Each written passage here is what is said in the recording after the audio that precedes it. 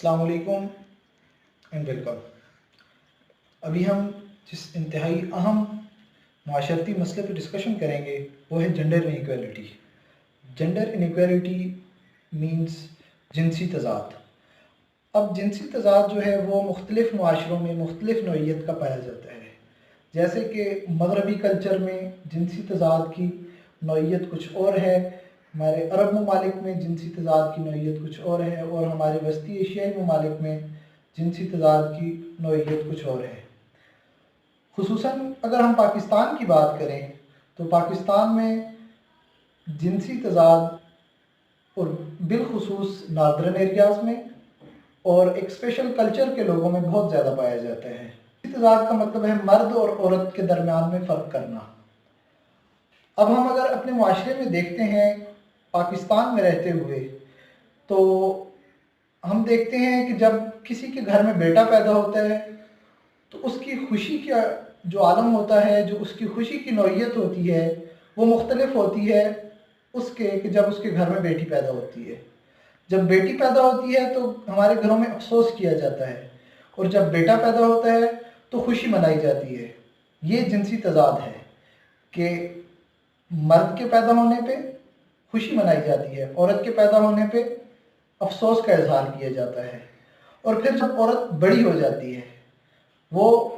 بہن کی صورت میں ہوتی ہے، بیٹی کی صورت میں ہوتی ہے، اس کو اس کا حق نہیں دیا جاتا۔ سورہ نساء میں اللہ تعالیٰ نے عورت کے وراثت کے حق کا ذکر کیا ہے۔ اللہ پاک نے سورہ نساء میں فرمایا ہے کہ عورت کا حصہ مرد کے حصے سے آدھا ہے، لیکن ہمارے معاشرے میں وہ آدھا حصہ بھی سلب کر لیا جاتا ہے۔ ہمارے معاشرے میں عورت کو اس کا مکمل حق وراثت میں بھی نہیں دیا جاتا، اور معاشرے میں رہنے کا، رہن سہن کا جو اس کا حق ہے وہ بھی نہیں دیا جاتا۔ اس کے علاوہ اگر ہم دیکھتے ہیں کہ جب کہیں کسی جگہ پہ جاب اپرچونٹی ہوتی ہے تو اس میں سیم کوالیفیکیشن مرد کی ہے، سیم کوالیفیکیشن عورت کی ہے،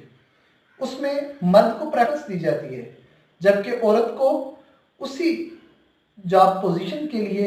سیم کوالیفیکیشن کے لیے عورت کو پریفرنس نہیں دی جاتی۔ اگر مرد کی کوالیفیکیشن تھوڑی سی کم بھی ہے تو بھی مرد کو پریفر کیا جاتا ہے۔ پھر ہمارے معاشرے میں عورت کے باہر نکلنے، اس کا کام کرنے اور معاشرے کا حصہ بننے، معاشرے کی تعمیر و ترقی کا حصہ بننے میں عورت کو سامنے لانے میں قباحت محسوس۔ ہم تاریخ اسلام میں اگر نظر دوڑائیں تو ہمیں دیکھنے کو ملتا ہے کہ عورت نے مردوں کے شانہ بشانہ چل کے معاشرتی زندگی کو بہتر بنانے کے لیے کوشش کی ہے۔ اگر ہم کاروبار کی طرف دیکھیں تو حضرت خدیجہ الکبریٰ رضی اللہ عنہا کو ہم دیکھتے ہیں کہ انہوں نے کاروبار کیا، انہوں نے بزنس کیا، اور ایک معاشرے کو ایک اچھا بزنس وومن اور معاشرے کی تعمیر و ترقی میں انہوں نے ایک اپنا کردار ادا کیا۔ اس کے بعد ہم دیکھتے ہیں کہ جنگ یرموک کے اندر عورتوں نے مردوں کے ساتھ شانہ بشانہ کھڑے ہو کے جنگ میں حصہ لیا، نرسنگ کا کام کیا، مرہم پٹی کی، اور پھر ہم جب واقعہ کربلا کی طرف نظر دوڑاتے ہیں تو عورت کے کردار کو کسی طرح سے بھی نفی نہیں کی جا سکتی۔ اور پھر اس کے بعد ہم دیکھتے ہیں کہ تاریخ اسلام میں رابعہ بصری رحمۃ اللہ تعالی علیہ کی طرح کی عورتیں بھی گزری ہیں، اور معاشرے کی تعمیر و ترقی اور اپنی اولاد کی تعلیم و تربیت میں عورت کا انتہائی اہم کردار ہوا کرتا ہے۔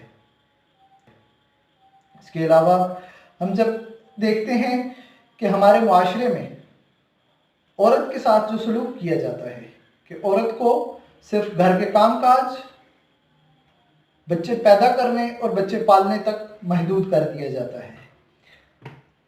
اور ہم تاریخ میں اگر دیکھیں، پاکستان کی تاریخ میں اگر بالخصوص ہم دیکھیں تو فاطمہ جناب مادر ملت نے شانہ بشانہ قائد اعظم محمد علی جناح کے آزادی کی جدوجہد کی۔ اس لیے ہم دیکھیں کہ معاشرے کی تعمیر و ترقی میں عورت کا کردار ہمیشہ سے انتہائی اہم رہا ہے۔ اس لیے ہمیں عورت کو آگے لے کے آنا ہوگا، اور اسلام کے قائم کردہ اصول و ضوابط میں رہتے ہوئے، اسلام کی قائم کردہ حدود میں رہتے ہوئے عورت کو کام کرنے کی آزادی دینی ہوگی، تاکہ وہ مرد کے شانہ بشانہ رہتے ہوئے ہمارے معاشرے کی تعمیر و ترقی کا ذریعہ بنے، اور ہمارے پاکستان ملک، قوم، ملت کی تعمیر، ترقی میں اپنا حصہ ڈال کے پاکستان کو دنیا کی صف اول کی قوموں میں لانے کے لیے اہم کردار ادا